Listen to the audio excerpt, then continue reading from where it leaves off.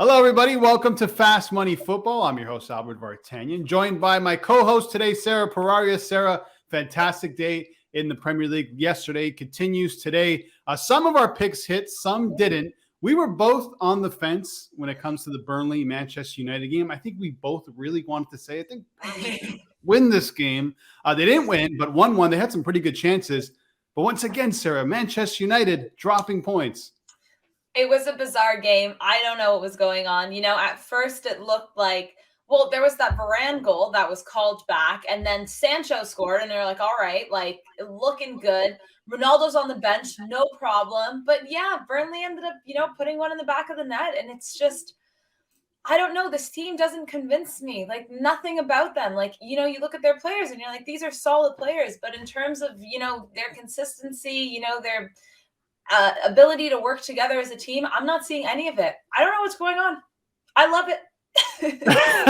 Well, I mean, a lot of questions have been raised about Ralph Rangnick and other managers that have been in there. All they got is Solskjaer, David Moyes.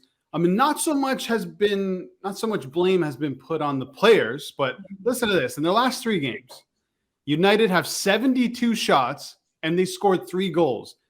Is that on the manager or is that on the players? No, that stat is for sure on the players. I mean, you also have to think about, look at the back. David De Gea has saved Man United how many times? We got to talk about their poor defending as well. Like, yeah, I think it goes hand in hand. I don't know if this is the right coach, but yeah, because of that, like the players aren't playing to their best abilities. I absolutely think some of this blame can be put on the players. Yeah, I think that stat also tells me that they are actually better than what we've seen, better than their results. And for some reason, I just think it might click at some point. I don't know when that's going to happen. They need a lot of goal scoring, but they have the players to do so, and that might come. But anyway, that was yesterday. On to today. We have 4 matches in the Premier League, and starting with the champions, Manchester City against Brentford. City minus 950 favorites, Brentford plus 2,300 on the line. I'm backing Man City in this one. I can't take them on the line, though, because that's just too much juice to lay. I think we have to find another way of betting on this game, trying to find value, and that could be maybe on the spread, taking them to win by 2 or 3 goals. I mean, based on what we've seen from Brentford, they concede a lot, not a very good road team, defensive issues, or missing some key defensive players.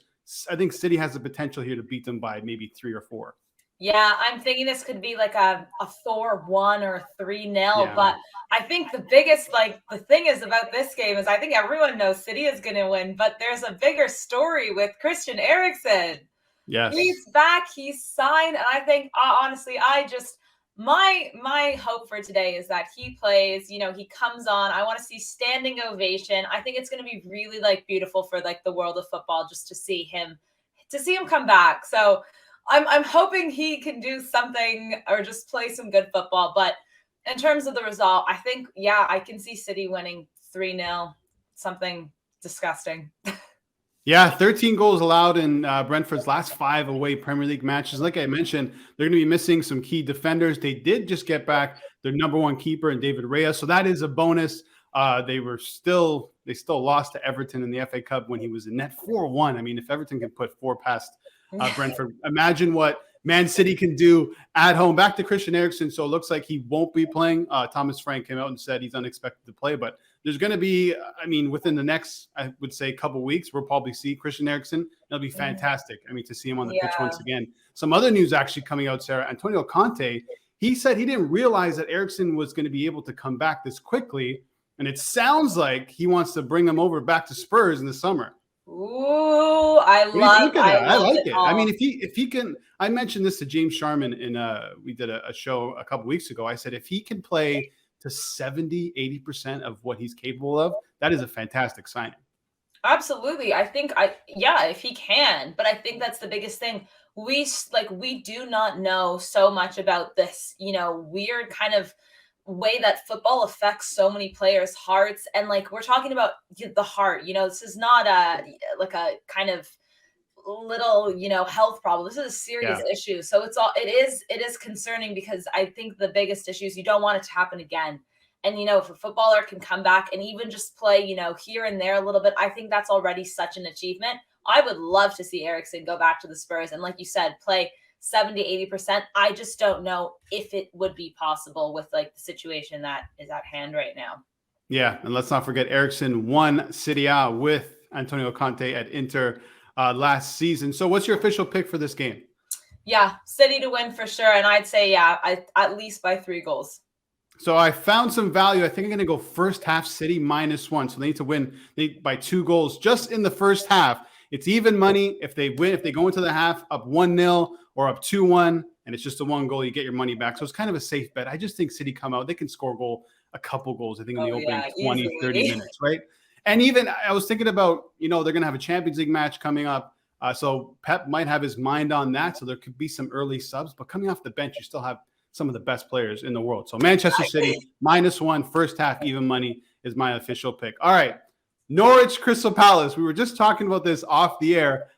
I don't know where to go here. I can't trust Norwich. I can't trust Palace. I understand Norwich have a couple of clean sheets. They beat Wolves in the FA Cup. I just, not yet. I can't buy it yet.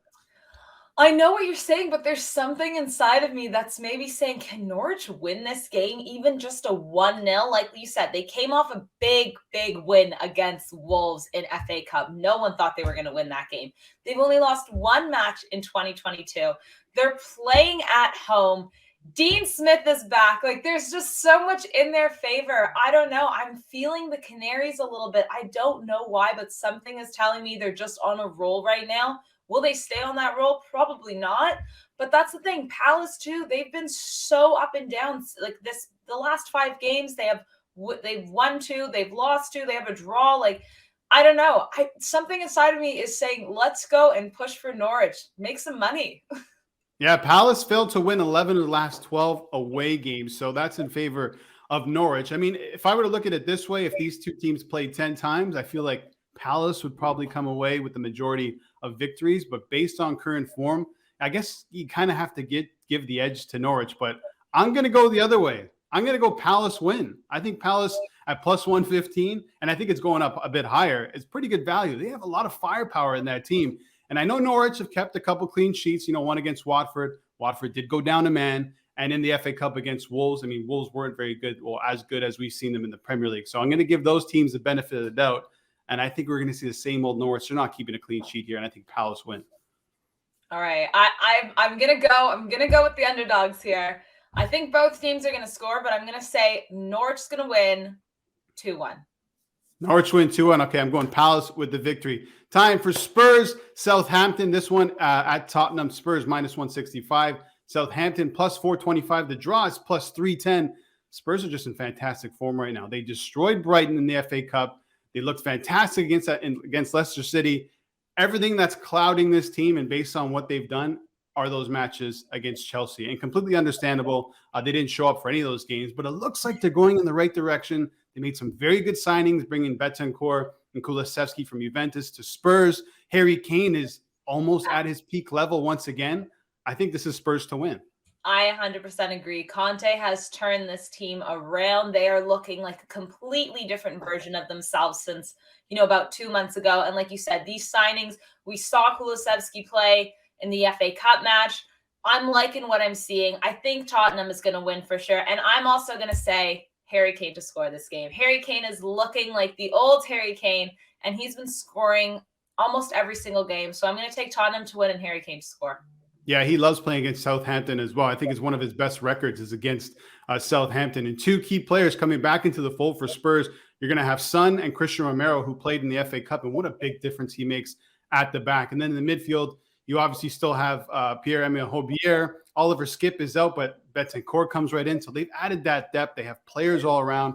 It's theirs to win, I think. But I'm going to go with Spurs -1, actually, to win by 2 goals. If they win by 1, it's a push. You get your money back. But at even money, that feels just like a free hit. And Southampton, listen, they can score goals, but defensively, there's a huge problem.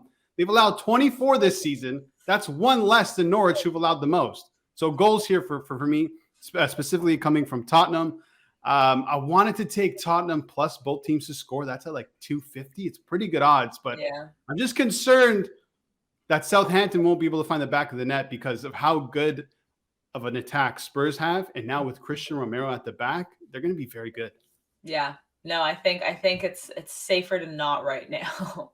Yeah, so Spurs is the pick, -1 for me. You're going with Spurs and Harry Kane. Finally, Aston Villa Leeds. This is another tough one. Villa favored -125, Leeds +310. Still a lot of injuries issues for Leeds, Yeah, not playing at their best, at least what we've seen last year. They were so exciting last year. they were. And Villa, the complete opposite. Turn of form under Steven Gerrard, and I think it's theirs to win here, Sarah. 100%. I think Steven Gerrard came into this team, shook them around a bit. Felipe Coutinho. I mean, can we talk about him? He's been great. You know, they signed Digne as well. They're playing at Villa Park. And like you talked about, Leeds, unfortunately, you know, Calvin Phillips is out. Junior Firpo's out. Greenwood's out. Cooper's out.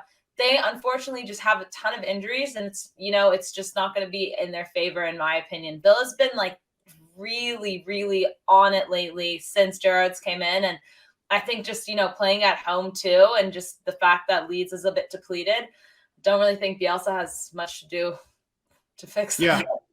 I'm going to stay away from the winner's market here. I'm going to go yes to both teams to score over 2.5.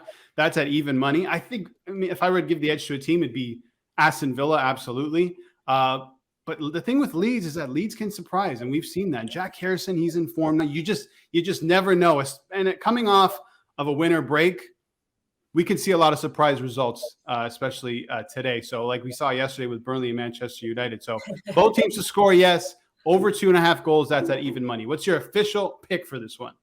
Villa to win. You're going Villa straight up. Just straight up. They've just been too good. There's something about them. They're so strong. Okay, let's run through our official picks. You're going Man City against Brentford. You think they're going to score quite a few goals there, right? Yeah. Then we got Norwich, Crystal Palace. You're going Norwich. I'm going the other way. 2-1. Norwich 2-1. Norwich 2-1. I'm going Palace for the victory at +115. You could probably find that at some better odds.